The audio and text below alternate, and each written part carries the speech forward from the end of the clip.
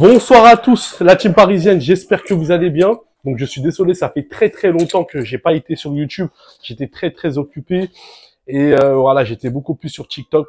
Comment allez-vous? Donc là, on va être beaucoup plus actif. Donc on va débriefer le match, cette première journée entre le Paris Saint-Germain et Lorient, pour cette première journée qui a été à domicile. Un match qui s'est fini à 0-0. On va tirer du positif et du négatif, on va pas être que négatif. Lui, on s'attendait à mieux. Lui, avec cette préparation qu'on a pu voir de certains joueurs, on s'attendait vraiment à ce qu'on puisse rouler sur cette équipe de Lorient. Mais après, Lorient aussi, ça reste une équipe qui est une bête noire du Paris Saint-Germain. Donc voilà, on va quand même donner notre avis par rapport au match qu'on a pu voir aujourd'hui. On a trouvé un Paris Saint-Germain. En première mi-temps, il y avait beaucoup de combinaisons, ça jouait vraiment fluidement, etc. On a trouvé des joueurs qui étaient en jambes, des joueurs qui étaient investis, une équipe qui a joué en bloc. On a trouvé une équipe du Paris Saint-Germain qui jouait en bloc, qui jouait vraiment une équipe et qui a été bien organisée. Chacun était dans sa zone, donc ça dézonnait que quand c'était nécessaire, que quand c'était pour aller combiner. C'était très bien. Maintenant, le bémol, dans le jeu parisien, je trouve qu'il y a quand même une stérilité. Je m'explique. Dans le jeu du Paris Saint-Germain, on joue pas en profondeur. On demande que le ballon balle au pied. On ne joue pas les joueurs ne font pas d'appel en profondeur. C'est ça qui est le seul bémol du match. Mais sinon, le Paris Saint-Germain a bien joué, malgré ce match nul. Mais ça joue pas en profondeur. Ça manque beaucoup de profondeur. Mais bon, il y aura des joueurs comme Ousmane Dembélé qui seront là. D'autres joueurs comme Neymar, peut-être si il ne part pas du Paris Saint-Germain. Il nous faut des joueurs plus de folie. Parce que là, ils étaient dans la retenue. J'ai trouvé des joueurs qui étaient trop dans la sécurité, qui ne voulaient pas, qui avait peur, en fait, de perdre le ballon. Et ça, c'est quand même dommage. Mais par rapport à ce Paris Saint-Germain-là, il y a beaucoup de choses à voir. Vraiment beaucoup de choses à voir par rapport à certains paramètres. Ça va venir petit à petit. Ils vont monter en puissance petit à petit. Je suis pas inquiet par rapport à ça. Maintenant, pour moi, il faut quand même recruter. Pour moi, ça reste quand même indispensable qu'on puisse recruter. Parce que cette équipe, en gros, il y a du potentiel, mais ils ont besoin d'avoir de joueurs expérimentés pour mettre encore au niveau, pour tirer leur potentiel à leur paroxysme. Mais voilà. C'est quand même très dommage. Et j'ai l'impression qu'on n'a pas de joueurs qui dribblent, qui font du 1 contre 1 comme, à part peut-être Kang In-lee qui est très bon dans les 1 contre 1. Mais par exemple, un joueur comme Asensio, là, ça me confirme encore que lui, c'est un joueur qui est plutôt un super sub. Ce n'est pas un titulaire. Là, on a pu voir vraiment, il n'était pas bon dans ses centres, beaucoup de passes indécis. Ça a été très compliqué. Asensio, je pense que c'est un joueur qui rentre en fin de match, qui va ramener du bordel dans les 20 dernières minutes, mais c'est pas un joueur à être titulaire, vraiment, en toute sincérité, et je pense pas qu'il sera titulaire.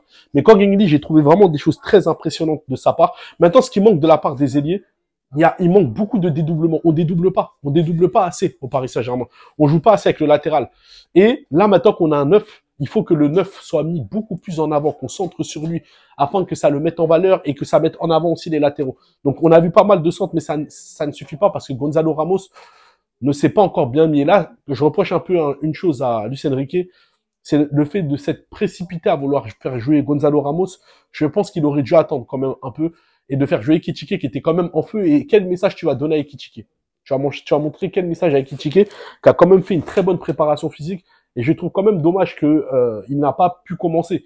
Parce qu'il faut pas quand même sauter des étapes. Gonzalo Ramos, il a peut-être fait une préparation avec Benfica, mais là, le Paris Saint-Germain, c'est un autre jeu. Benfica est un jeu de transition. Le Paris Saint-Germain est un jeu de possession offensive. Donc ça veut dire que le joueur a le temps de s'adapter. Voilà, il a pas été là à la préparation physique. Tu aurais dû attendre encore 2-3 matchs, le temps peut-être de le faire rentrer en fin de match pour qu'il puisse s'adapter. Mais le mettre comme ça titulaire, alors qu'il a été recruté il y a même pas cette semaine. Quand même, j'avoue Luis Enrique, il a quand même exagéré sur ce point-là. Alors que t'as Ekitike, ça peut même le tuer en termes de confiance, de se dire que, regarde, t'as vu, j'ai joué, j'étais là, j'ai fait une préparation physique. Finalement, regarde, il a préféré mettre quelqu'un qui vient d'arriver. Et ça, c'est pas bon quand même. Même pour la confiance d'un joueur, c'est pas bon. Mais bon. À part ça, j'ai trouvé vraiment des latéraux, un milieu de terrain qui a été très bon. Zaïre Emery, Vitinha, vous savez très bien ce que je pense de Vitinha, mais vraiment, il a été très intéressant. J'ai kiffé le match de Vitinha. Et ensuite, Ugarte aussi qui a été très bon à la récupération.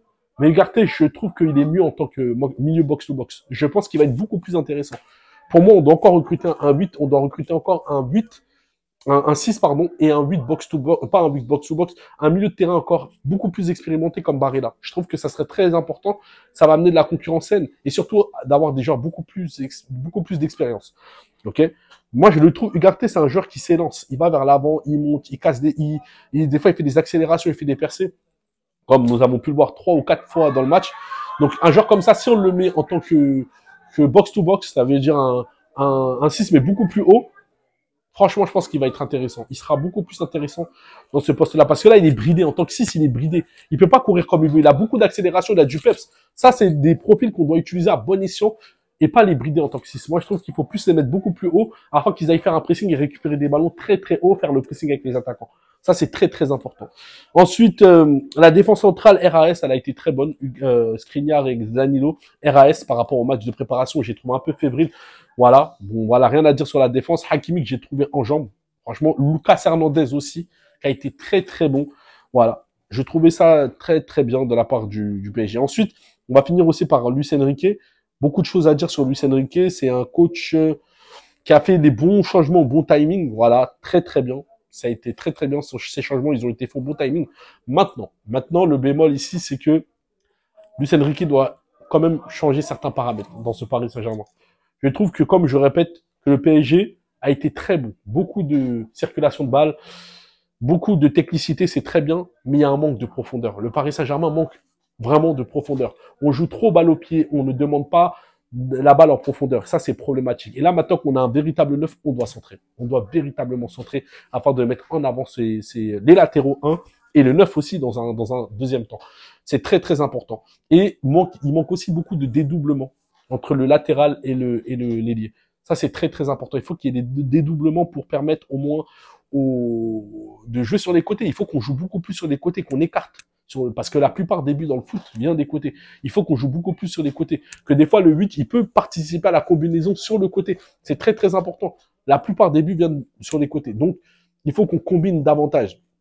Et qu'on soit bon dans les 1 contre 1. Parce que j'ai remarqué que les joueurs jouent trop en sécurité. Comme je l'ai répété, il y a trop de sécurité dans leur jeu.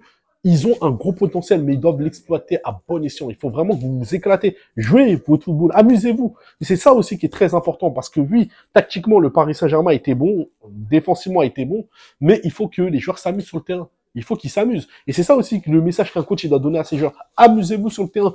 Faites ce que vous êtes capable de faire. Ça aussi, c'est très, très important aussi. De pas trop les brider, qui jouent leur football et qui se fassent plaisir. Aussi, qui se fassent plaisir. Ben oui. Ça, c'est très, très important. Et les joueurs, il faut qu'ils apprennent aussi à dribbler. Il n'y a pas de 1 contre 1. On ne dribble pas, on est trop dans... Oui, c'est bien les combinaisons et tout, mais des fois, prenez des risques. Allez, faites-le. Et je sais que vous avez la capacité de le faire. Et le coach, il doit les pousser à cela. Mais sinon, à part ça, franchement, le Paris Saint-Germain a été très, très bon. J'espère qu'ils vont monter en puissance et j'espère qu'avec Dembélé et si on achète encore un autre ailier gauche ou même avec Anguigny qui a été très, très bon dans les 1 contre 1, contrairement à Asensio, je le trouve plutôt dans la sécurité. Ça peut le faire, ça peut le faire. Il nous faut des joueurs explosivité, comme Neymar. Il nous faut de l'explosivité au milieu de terrain, en attaque. C'est très très important parce que sans ça, je suis bien d'accord qu'il faut pas qu'il y ait trop d'individualité, mais il faut qu'il y ait un équilibre. Il faut quand même aussi un tout petit peu d'individualité qui va être au service du collectif et des fois même casser des lignes. Individuellement, c'est très très important. Donc voilà. Et comme j'ai dit, soit Verratti il s'intègre à cette équipe A, ou soit on recrute un autre joueur comme Barella pour essayer de combler ce manquement. Il manque juste quelques détails pour que le Paris Saint-Germain soit un rouleau compresseur. Donc voilà, on a fini ce débrief. Voilà, grosso modo en tout. Je m'attendais mieux du Paris Saint-Germain. On espère qu'ils vont encore monter en puissance. Parce que là, on va affronter d'autres équipes encore. Ce mois-là va être très, très important. On va affronter d'autres encore équipes qui vont être très, très forts. Et donc, le Paris Saint-Germain ne doit pas se louper parce que ça va être décisif pour tout le long de cette saison. Donc voilà, on va se laisser. On parlera sur TikTok tout à l'heure. N'oubliez pas de vous abonner sur tous les réseaux sociaux, YouTube, TikTok, Instagram. Les gars, pour ceux qui veulent des maillots à petit prix, bon, c'est pas des maillots authentiques, mais à petit prix, n'oubliez pas R2Foot. Donc voilà, le lien est dans la bio, le code promo parisien. Voilà. Et sur ce, passez une bonne soirée et allez parler.